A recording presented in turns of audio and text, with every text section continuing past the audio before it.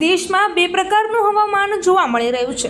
ઉત્તર પ્રદેશના પ્રયાગરાજ, અયોધ્યા સહિત 30 જિલ્લાઓમાં બુધવારે વાવાઝોડાના કારણે 94 જેટલા લોકોના મોત થયા છે।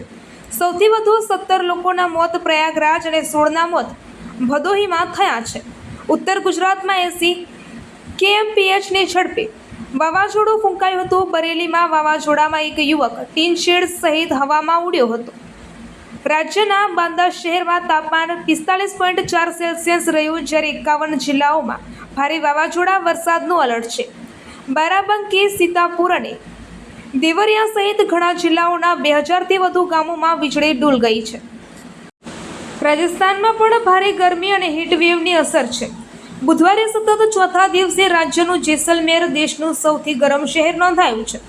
અહીં 46.1 સેલ્સિયસ તાપમાન રહ્યું। હવામાન વિભાગ મુજબ આજે બિકાનેર, જોધપુર, જેસલમેર અને બાડમેરમાં ભારે ગરમીનું રેડ એલર્ટ છે।